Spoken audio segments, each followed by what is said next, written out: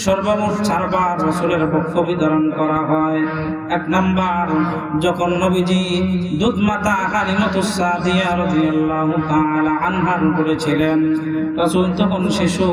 ওই সময় রাসূল আকরাম সাল্লাল্লাহু আলাইহি ওয়াসাল্লামের ওপেন হার্ট সার্জারি করা হয়। তখন রাসূলের পক্ষ বিতরণ করা হয়। উদ্দেশ্য ছিল যখন মানুষ শিশু অবস্থায় থাকে, যখন শিশু অবস্থায় থাকে, শিশু সুলভ কিছু আচরণ তার মধ্যে থাকে। শিশু অবস্থায় মানুষের খেলার প্রতি ঝোঁক থাকে, শখ থাকে। এমত অবস্থায় শিশুরা খেলাধুলা করতে চায়।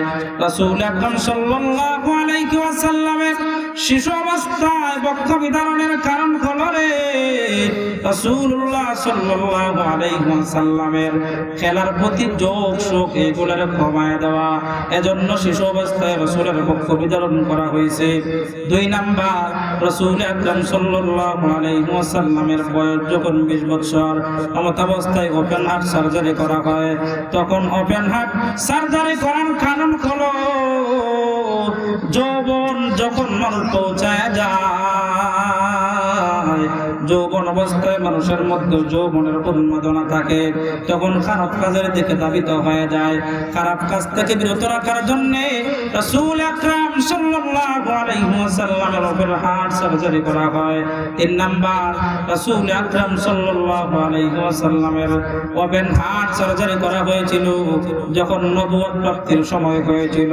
40 বছর বয়সে রাসূল আকরাম সাল্লাল্লাহু আলাইহি ওয়াসাল্লামের ওপেন হার্ট সার্জারি করা হয় হেরা গুহার মধ্যে। তখন রাসূলের ওপেন হার্ট সার্জারি করার কারণ ছিল রাসূল যে কোরআন বক্ষে ধারণ করবেন, রাসূল যে কোরআন নিজের মধ্যে ধারণ করবেন, এই কোরআন এত পবিত্র, এত মহত্ব, এই কোরআনের এমন ভার, এমন পাওয়ার, এই পাওয়ার যেন রাসূলুল্লাহ সাল্লাল্লাহু আলাইহি ওয়াসাল্লাম সহ্য করতে পারেন। এই কোরআন বহন করার মতো যোগ্য করার জন্য রাসূলুল্লাহ সাল্লাল্লাহু আলাইহি ওয়াসাল্লামকে ওপেন হার্ট সার্জারি করা হয়। আর 4 নাম্বার হলো যেই রাত্রিতে রাসূল আকরাম সাল্লাল্লাহু আলাইহি ওয়াসাল্লামকে আল্লাহ তাআলা শব্দ আকাশ পাড়ি দিয়া, লাউহে মাহফুজ পাড়ি দিয়া একেবারে আরশ আজিম পর্যন্ত রাসূলকে নিয়ে যান, সেই রাত্রিতে রাসূল আকরাম সাল্লাল্লাহু আলাইহি ওয়াসাল্লামের ওপেন হার্ট সার্জারি করা হয়। ওই দিন ওপেন হার্ট সার্জারি করার কারণ হলো রাসূল যেহেতু আল্লাহ তাআলার দিদারে যাবেন, আল্লাহ তাআলার সাক্ষাতে যাবেন, আল্লাহ তাআলার সাথে কথাবার্তা বলবেন। হযরত মূসা তো তুর পাহাড়ে আল্লাহর নূরের তাজাল্লি সহ্য করতে পারেন নাই। তুর পাহাড়ে হযরত মূসা আল্লাহ তাআলার নূরের তাজাল্লি সহ্য করতে পারেন নাই, বেহুশ হয়ে যান। হযরত মূসাও মানুষ, আমার নবীও মানুষ। হযরত মূসা আলাইহিস সালাম আল্লাহর নূরের তাজাল্লি শত শত হাজার হাজার কাল থেকে সহ্য করতে পারেন নাই। আমার নবী রাহমাতুল লিল আলামিন আল্লাহ তাআলার দিদারে যাবেন, আল্লাহ তাআলার সাক্ষাতে যাবেন সরাসরি, যেন ওই যে পাওয়ার নূরের যে তাজাল্লি, এই তাজাল্লি যেন সহ্য করতে পারেন। এজন্য আল্লাহ তাআলা রাসূল আকরাম সাল্লাল্লাহু আলাইহি ওয়াসাল্লামের ওপেন হার্ট সার্জারি করাইছিলেন মেরাজের রাত্রিতে। ও মুসলমান ইমানদার, ওপেন হার্ট সার্জারি করার সময় রাসূলের কলবটাকে ধৌত করা হয়েছিল জমজমের পানি দ্বারা। কোন মানুষজন, কোন আল্লামা লেখেন কিতাবের মধ্যে, হাউজে কাউসারের পানির চেয়ে জমজমের পানির মূল্য অনেক বেশি, হাউজে কাউসারের পানির চেয়ে জমজমের পানির মর্যাদা অনেক বেশি। রাসূল আকরাম সাল্লাল্লাহু আলাইহি ওয়াসাল্লামের কলবে আতহারকে জমজমের পানি দ্বারা ধৌত করা হয়েছিল। যদি হাউজে কাউসারের পানির দাম বেশি হইতো, যদি হাউজে কাউসারের পানির মূল্য বেশি হইতো, যদি হাউজে কাউসারের পানির মর্যাদা বেশি হইতো, তাহলে রাসূল আকরাম সাল্লাল্লাহু আলাইহি ওয়াসাল্লামের ওপেন হার্ট সার্জারি করার ক্ষেত্রে জমজমের পানি দ্বারা রাসূলের কলবে আতহারকে ধৌত না করিয়া রাসূলে পাক সাল্লাল্লাহু আলাইহি ওয়াসাল্লামের কলবটাকে ধৌত করা হইতো হাউজে কাউসারের পানি দ্বারা। ও মুসলমান ইমানদার আল্লাহর গোলাম, আমার নবী রাহমাতুল লিল আলামিন সাইয়্যিদুল মুরসালিন খাতামুন নবিয়্যিন, ওনার ওপেন হার্ট সার্জারি শেষ হয়ে গেল। রাসূল আকরাম সাল্লাল্লাহু আলাইহি ওয়াসাল্লামের জন্য বুরাক আনা হলো। বুরাক একটা জান্নাতি প্রাণী। ওই প্রাণীতে রাসূল আকরাম সাল্লাল্লাহু আলাইহি ওয়াসাল্লাম আরোহণ করবেন। কোন বর্ণনায় পাওয়া যায় যেই মাত্র রাসূল আরোহণ করবেন এমত অবস্থায় বুরাক নড়াচড়া করতেছে। রাসূল আকরাম সাল্লাল্লাহু আলাইহি ওয়াসাল্লাম উঠতে পারতেছেন না। তখন জিবরাইল বলে, আরে বুরাক, তুমি কি জানো তোমার মধ্যে কে আজকে আরোহণ করবে? ও বুরাক, তুমি কি জানো তোমার মধ্যে আজকে কে আরোহণ করবে? তুমি তো জানো না। ও বুরাক, তোমার বুকে তোমার পিঠে এই মুহূর্তে আরোহণ করবে সাইয়্যিদুল মুরসালিন খাতামুন নবীন মুহাম্মদ সাল্লাল্লাহু আলাইহি ওয়াসাল্লাম। যেই মাত্র জিবরাইলের এই কথাটা বুরাক শুনল, সাথে সাথে বুরাক লজ্জিত হয়ে গেল, বুরাকের শরীর ঘর্মাক্ত হয়ে গেল। রাসূল এই বুরাককে আরোহণ করলেন। বুরাকের এমন পাওয়ার, বুরাকের এমন গতি দুনিয়াতে আমরা দেখতে পাই। কেউ যদি হবিগঞ্জ থেকে ঢাকা যেতে চায়, যদি রিক্সায় যদি যায় তাহলে কয়েকটা দিন লেগে যাবে। টমটমে যদি যায় আরো কম সময় লাগবে। হবিগঞ্জ থেকে কোনো ব্যক্তি যদি ঢাকায় বাসে যায় আরো কম সময় লাগবে। কেউ যদি হেলিকপ্টারে হবিগঞ্জ থেকে ঢাকা যায় আরো কম সময় লাগবে। কেউ যদি রকেট দ্বারা হবিগঞ্জ থেকে ঢাকা যায় আরো অল্প সময় লাগবে। বুরাকের এমন পাওয়ার, এমন গতি, যেই পরিমাণ তার চোখের দৃষ্টি সেই পরিমাণ হলো তার গতি। মুহূর্তের মধ্যে রাসূল আকরাম সাল্লাল্লাহু আলাইহি ওয়াসাল্লামকে বাইতুল্লাহ থেকে বাইতুল মাকদিসে এই বুরাক পৌঁছায় দিল। সাথে ছিলেন হযরত জিবরাইল এবং হযরত মিকাইল। ও মুসলমান ভাইরা আমার, রাসূল আকরাম সাল্লাল্লাহু আলাইহি ওয়াসাল্লাম মক্কা থেকে বাইতুল মাকদিস যাওয়ার পথকালে আল্লাহ তাআলা এমন আশ্চর্যজনক কিছু ঘটনা দেখাইছেন। ওই ঘটনাগুলা আল্লাহ তাআলা লৌকিকভাবে দেখাইছেন। রাসূলের সবচেয়ে বড় মুজিজা যেহেতু রাসূলের মেরাজ, এজন্য মেরাজের রাত্রিতে আলামে বরজখে রাসূল আকরাম সাল্লাল্লাহু আলাইহি ওয়াসাল্লামকে আল্লাহ তাআলা এমন কিছু ঘটনা দেখাইছেন, এমন কিছু জাহান্নামীদের শাস্তির বর্ণনা দিয়েছেন, এমন কিছু জাহান্নামীদের শাস্তি দেখাইছেন যে শাস্তিগুলা হাদিসের কিতাবে বর্ণিত হয়েছে। ও মুসলমান ভাইরা আমার, সেই শাস্তিগুলো আপনাদেরকে শোনাইতেছি। রাসূল আকরাম সাল্লাল্লাহু আলাইহি ওয়াসাল্লাম যেই মাত্র বুরাকে আরোহণ করলেন, কিছু দূর গেলেন, যাওয়ার পরে দেখতে পাইলেন একজন বৃদ্ধ রাসূল আকরাম সাল্লাল্লাহু আলাইহি ওয়াসাল্লামকে ডাকতেছে। এমত অবস্থায় রাসূলুল্লাহ সাল্লাল্লাহু আলাইহি ওয়াসাল্লামকে জিবরাইল সতর্ক করে দেয়, নবী আমার, যেই বৃদ্ধ আপনাকে ডাকতেছে, যেই বৃদ্ধ আপনাকে আহ্বান করতেছে, ওই বৃদ্ধের ডাকে আপনি সাড়া দিবেন না, আপনি সামনের দিকে চলুন। রাসূল আকরাম সাল্লাল্লাহু আলাইহি ওয়াসাল্লাম সামনের দিকে চলতে লাগলেন বুরাকে আরোহণ করা অবস্থায়। আরো কিছু দূর যাওয়ার পর দেখতে পাইলেন একজন বৃদ্ধা। ওই বৃদ্ধা মহিলা রাসূল আকরাম সাল্লাল্লাহু আলাইহি ওয়াসাল্লামকে আহ্বান করতেছে। জিবরাইল ডেকে বলে, নবী আমার, যে বৃদ্ধা আপনাকে আহ্বান করতেছে, যে বৃদ্ধা আপনাকে ডাকতেছে, সেই বৃদ্ধার ডাকে আপনি সাড়া দিবেন না, আপনি সামনের দিকে আগে চলুন। রাসূল আকরাম সাল্লাল্লাহু আলাইহি ওয়াসাল্লাম আরো সামনে চললেন। কিছু দূর যাওয়ার পর একদল মানুষ রাসূলুল্লাহ সাল্লাল্লাহু আলাইহি ওয়াসাল্লামকে সালাম দিল, আসসালামু আলাইকা ইয়া আউয়ালু, আসসালামু আলাইকা ইয়া আখিরু, আসসালামু আলাইকা ইয়া হাশিরু। জিবরাইল ডেকে বলে, নবী আমার, এই যে মানুষগুলো আপনাকে সালাম দিয়েছে তাদের সালামের জবাব দিয়ে দেন। নবী সাল্লাল্লাহু আলাইহি ওয়াসাল্লাম ওই সমস্ত মানুষের সালামের জবাব দিলেন। এবার নবী জিজ্ঞাসা করতেছেন, জিবরাইল, আমাকে তাদের পরিচয় দাও। সর্বপ্রথম একজন বৃদ্ধ আমাকে আহ্বান করলো, তার ডাকে সাড়া দেই নাই। আরো কিছু দূর যাওয়ার পর আরেক বৃদ্ধ আমাকে আহ্বান করলো, আমি সাড়া দেই নাই। আবার এখন একদল মানুষ আমাকে সালাম দিল, তাদের সালামের জবাব দিলাম। ও জিবরাইল, আমাকে বলো রে, সর্বপ্রথম যে বৃদ্ধর সাথে সাক্ষাৎ হয়েছে সেই বৃদ্ধকে, এরপরে যে বৃদ্ধার সাথে সাক্ষাৎ হয়েছে সেই বৃদ্ধাকে, এরপরে এখন যাদের সালামের জবাব দিলাম এই দলগুলো, এই দলের মধ্যে যে মানুষগুলা, এই মানুষগুলাকে। এবার জিবরাইল আলাইহিস সালাতু ওয়াস সালাম রাসূলুল্লাহ সাল্লাল্লাহু আলাইহি ওয়াসাল্লামকে বলতেছে, ইয়া রাসূলুল্লাহ, ইয়া হাবিবাল্লাহ, সর্বপ্রথম যে বৃদ্ধের সাথে সাক্ষাৎ হয়েছে এই বৃদ্ধ হলো একটা ইবলিস শয়তান। সে হলো ইবলিস শয়তান। সে আপনাকে ধোঁকায় ফেলতে চায়। সে বৃদ্ধ হয়ে গেছে, তার বেশি দিন বেঁচে থাকার মতো আর সময় নাই। অচিরেই সে ধ্বংস হয়ে যাবে, তার মৃত্যু অনিবার্য। অচিরেই সে মৃত্যুবরণ করবে। রাসূলুল্লাহ সাল্লাল্লাহু আলাইহি ওয়াসাল্লাম বললেন, ও জিবরাইলের পরে বৃদ্ধা মহিলাকে এবার বলতেছেন, ওই বৃদ্ধা মহিলা সেটা হলো দুনিয়া। দুনিয়া সেটা বৃদ্ধা মহিলার আকৃতিতে আপনাকে আহ্বান করেছে, আপনাকে নিজের দিকে আকৃষ্ট করতে চাইতেছে। আপনি তার ডাকে সাড়া দেন নাই, ভালো করেছেন। আপনি যদি ওই বৃদ্ধার ডাকে সাড়া দিতেন তাহলে আপনার ক্ষতি হয়ে যাইত, আপনার উম্মতেরা দুনিয়ার পিছনে পড়ে যাইত। রাসূল সাল্লাল্লাহু আলাইহি ওয়াসাল্লাম আবার বললেন, জিবরাইল যারা আমাকে সালাম দিল তারাকে। এবার বলতেছে, ও রাসূল, এরা হলেন একজন পয়গম্বর।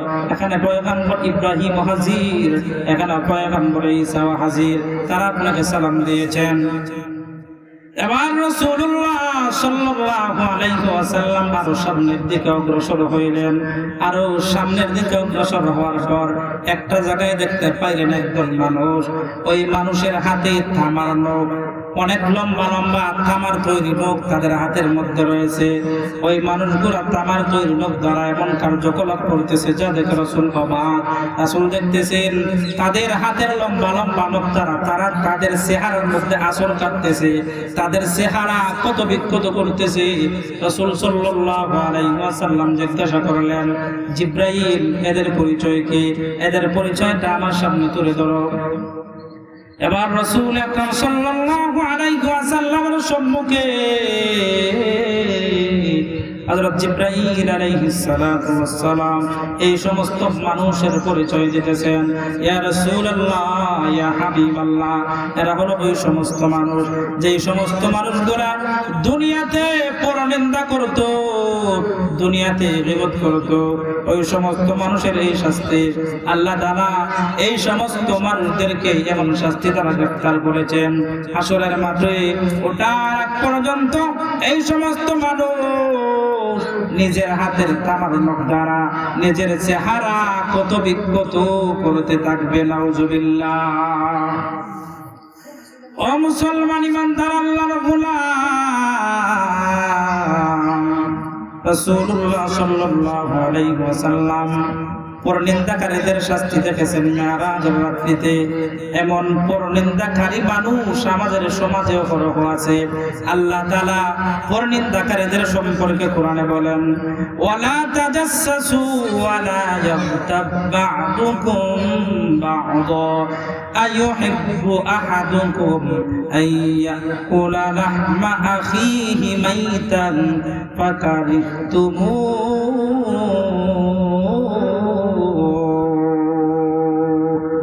আল্লাহ তাআলা বলেন, তোমরা অপরের সম্পর্কে মন্দ ধারণা করো না, তোমরা অপর ভাইয়ের গীবত করো না, তোমরা অপর ভাইয়ের পরনিন্দা করো না। তোমরা কি এমন কেউ আছো যেই ব্যক্তি নিজের মৃত ভাইয়ের গোশত খাইতে পছন্দ করে? বস্তুত তোমাদের মধ্যে এমন কোনো মানুষ নাই, এমন কোন লোক নাই যেই ব্যক্তি নিজের মৃত ভাইয়ের গোশত খাইতে পছন্দ করে। ও মুসলমান ভাইরা রে আমার, আমাদের সমাজে সুগলখোরের অভাব নাই, আমাদের সমাজে গীবতকারীর অভাব নাই, আমাদের সমাজে পরনিন্দা করনেওয়ালা লোকের অভাব নাই। আমার সামনে আইসা আমার সাথে ভালো কথা বলে আমার সামন থেকে যখন চলে যায় তখন অন্যের কাছে আমার সম্পর্কে গীবত করে, আমার সম্পর্কে চুগলখড়ি করে, আমার পরনিন্দা করে। আল্লাহ তাআলা ওই সমস্ত মানুষের জন্য কঠিন আযাবের ব্যবস্থা রাখছেন। যারা চুগলখড়ি করে, যারা পরনিন্দা করে, যারা গীবত করে, ওই সমস্ত মানুষের জন্য আল্লাহ তাআলা বড় কঠিন আযাবের ব্যবস্থা রাখছে। মানুষকে যদি অস্ত্রের মাধ্যমে আঘাত করা হয়, অস্ত্রের আঘাত একটা সময় শুকায় যায়, এই কত যখন শুকায়, এই কত যদি শুকায় যায় তাহলে ব্যথাও কমে যায়, এই ব্যথাও বন্ধ হয়ে যায়। কিন্তু মানুষকে যখন কথার মাধ্যমে আঘাত করা হয়, কথার মাধ্যমে যখন আঘাত করে তাকে জর্জরিত করা হয়, তার অন্তরকে যখন কত বিক্ষত করা হয়, যখন ওই ব্যক্তি 10 বছর 20 বছর এমনকি মরণের আগ পর্যন্ত যেই সময় এই কষ্টের কথাগুলো মনে করে, তখন ওই ব্যক্তি দিলের মধ্যে বড় আঘাত পায়, বড় কষ্ট পায়। রাসূল আকরাম সাল্লাল্লাহু আলাইহি ওয়াসাল্লাম পরনিন্দা করতে নিষেধ করেছেন। এজন্য পরনিন্দা চর্চা থেকে আমাদেরকে বিরত থাকতে হবে। ও মুসলমান ইমানদার আল্লাহর গোলাম, রাসূল আকরাম সাল্লাল্লাহু আলাইহি ওয়াসাল্লাম আরো সামনের দিকে অগ্রসর হইলেন। আর সামনের দিকে অগ্রসর হওয়ার পর রাসূলুল্লাহ সাল্লাল্লাহু আলাইহি ওয়াসাল্লাম একদল মানুষকে দেখতে পাইলেন। ওই সমস্ত মানুষ তারা রক্তের নদীতে হাবুডুবু খাইতেছে, তারা রক্তের নদীতে হাবুডুবু খায়। তারা রক্তের নদী থেকে উপরের দিকে উঠতে পারে না, ওটার মতো তাদের সাধ্য নাই। রক্তের নদী বিশাল রক্তের নদী, এই রক্তের মধ্যে তারা হাবুডুবু খায়, তারা সাঁতার কাটে, কিন্তু রক্তের নদী থেকে এই রক্তের নদীর যে তীর আছে, তীরে উঠার মতো তাদের সাধ্য নাই। এবার রাসূল আকরাম সাল্লাল্লাহু আলাইহি ওয়াসাল্লাম জিজ্ঞাসা করলেন, ও ভাই জিবরাইল, এই সমস্ত মানুষের পরিচয় কি? তাদের এমন শাস্তি কেন?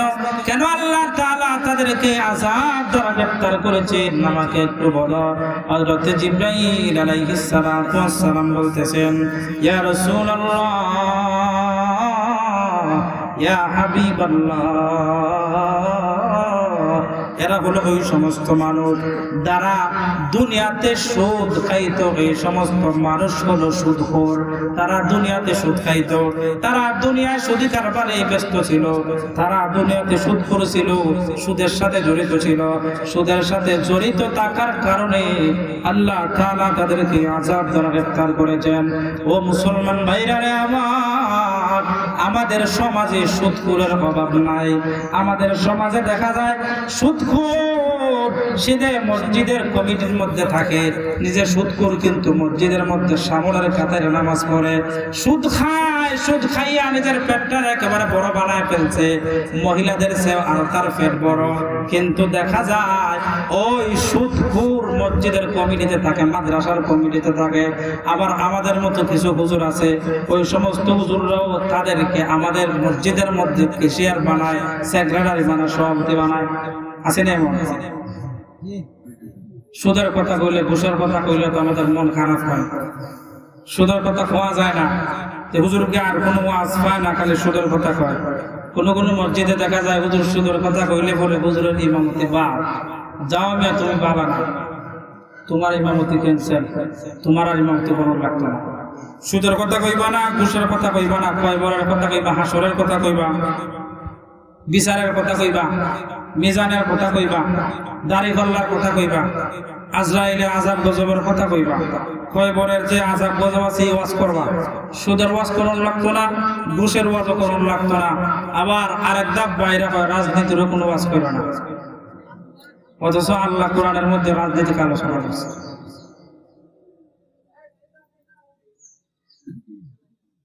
সুদের কথা কইলে পরে আমাদের মাথা খারাপ হয়ে যায়, আমাদের মন মেজাজ বিগড়ে যায়। তো হুজুর কেন এই সমস্ত বিষয় নিয়ে আলোচনা করে? কিন্তু সমাজের যারা সুদখোর ঘুষখোর আছে, এই সমস্ত মানুষদেরকে আমরাই উপরে উঠাই। সুদ খাইতে খাইতে টাকার পাহাড় বানাইছি, এখন মসজিদে খাজে ধরছে, মসজিদের কাজ শেষ করতে পারে না, কি সুদ করে ধরছে, কমিটির মধ্যে ঢুকাইছে, এখন ওই সুদের টাকা দেয় মসজিদ বানায়। তোমার কেডাই কইছে পাকা করে মসজিদ বানাইতা, তোমার কেডাই কইছে মসজিদের মধ্যে টাইলস লাগাইতা, দরকার নাই। রাসূলের মসজিদ ছিল কাঁচা, খাজুর পাতার ছাউনি ছিল, কিন্তু রাসূলের মসজিদের যে মুসল্লি ছিল, এই মুসল্লি ছিল বড় পাকা। আমাদের মসজিদগুলো অনেক সুন্দর, আমাদের মসজিদের সৌন্দর্যের কোনো কমতি নাই, কিন্তু মসজিদের যে মুসল্লি তার দোয়া আমলের কোনো শেষ নাই। সমাজের এমন কোনো কাজ নাই যে হে জড়িত নাই। সুদের সাথে এখন হে জড়িত, ঘুষের সাথে এখন হে জড়িত, নারী কেলেঙ্কারির সাথে হে জড়িত, অন্যায় অবিচার বেবিচারের সাথে সে জড়িত। এলাকার মধ্যে বিচার করতে গেছে সুদ খাইয়া বিচার, ঘুষ খাইয়া বিচার করে, ঘুষ না দিলে তার বিচার হয় না। টেবিলের নিচে হাত হারাইয়া কেউ 500 টাকা দৌড়াই দিয়ে দেখা যায় বিচার ঘুরে যায়। এই কথা কইলে তো হুজুর ওপর বালা না, এগুলো এই কথাগুলো আর বলা যায় না, হুজুর বালা না। উচিত কথা কইলে কুচির মধ্যে গা করে, একটা কথা আছে আমাদের সমাজ, উচিত কথা সহ্য করা যায় না, উচিত কথা সহ্য করতে পারে না। প্রত্যেক গ্রামে, প্রত্যেক ইউনিয়নে, প্রত্যেক থানায়, প্রত্যেকটা সমাজে, প্রত্যেকটা বাড়িতে এমন সুদখোর ঘুষখোর আছে না নাই? অনেক আছে। তাদের গফ দেখবেন, তাদের গফের সুদে থাকা যায় না। দোকানে গিয়ে বইলে পরে দেখা যায় তারই সকল গফ, সে বক্তার বাকি সবাই শ্রোতা, তার উপরে কোনো কথা কওয়া যায় না। কেউ চ্যাংরা ফোলান আছে, তাদের বিরুদ্ধে কথা বইলা ফেললে হেরে অমুকের ফোলা এত বালা না, এর স্বভাব বড় বেশি, আমার উপরে কথা কয়, অমুকের ফোলা এত বড় বেয়াদব। আরে বেটা তুই সবচেয়ে বড় বেয়াদব, কারণ আল্লাহ কোরআনে সুদ খাইতে নিষেধ করছে, ঘুষ খাইতে নিষেধ করছে। তাহলে তুই সুদ খাস, ঘুষ খাস, তুই যত নিকৃষ্ট, অপদার্থ, অকৃতজ্ঞ। এই সুদের মাল যারা খায়, যারা ঘুষ খাইয়া বিচার করে, যারা টেবিলের তলে দিয়ে বিচার ব্যবস্থা ঘুরাইয়া দেয়, ওই সমস্ত মানুষগুলার জন্য আল্লাহ তাআলা অনেক কঠিন আযাবের ব্যবস্থা করে দিয়েছে। রাসূল আকরাম সাল্লাল্লাহু আলাইহি ওয়াসাল্লাম জিব্রাইলকে জিজ্ঞাসা করলেন, ও ভাই জিব্রাইলের পরিচয় কি? রক্তের নদীতে কেন হাবুডুবু খায়? জিব্রাইল বলতেছে, ইয়া রাসূলুল্লাহ, ইয়া হাবিবাল্লাহ, এরা হলো এই সমস্ত মানুষ যারা দুনিয়াতে সুদ খাইতো, সুদ খাওয়ার কারণে তারা রক্তের নদীতে হাবুডুবু খায়। গরিব মানুষ চলতে ফিরতে পারে না, টাকা পয়সার অভাব, টাকা পয়সা দরকার, মেয়েটাকে বিবাহ দিতে পারে না, টাকা পয়সা দরকার। যখন ওই ব্যক্তির কাছে যায়, টাকাওয়ালার কাছে যায়, যার মধ্যে সুদ খাওয়ার মতো প্রবণতা আছে, বলে তোমারে আমি 10,000 টাকা দিব, আমারে 12,000 ফিরাইয়া দিবা, 1000 আমারে 1000 আরো বাড়াইয়া দিবা। এইভাবে সমাজের সুদখোরেরা সমাজে প্রতিষ্ঠিত হতে যায়। কিন্তু সমাজের সুদখোরেরা, শুনো ভালো করে শোনো, যতই তুমি আঙুল ফুলে কলা গাছ হয়ে যাও, আঙুল ফুলে যদি কলা গাছ হও, কয়েক প্রজন্ম পরে হলেও তোমার এই সম্পদ একেবারে নিঃশেষ হয়ে যাবে, তোমার সম্পদ বিলীন হয়ে যাবে, তোমার এই সম্পদ তোমাকে কবরে শান্তিতে থাকতে দিবে না। এবার রাসূল আকরাম সাল্লাল্লাহু আলাইহি ওয়াসাল্লাম আরো সামনের দিকে অগ্রসর হইলেন। আরো সামনের দিকে অগ্রসর হওয়ার পর রাসূলুল্লাহ সাল্লাল্লাহু আলাইহি ওয়াসাল্লাম দেখতে পাইলেন একদল মানুষ বসে আছে, আর তাদের সামনে 2টা পাতিল রাখা।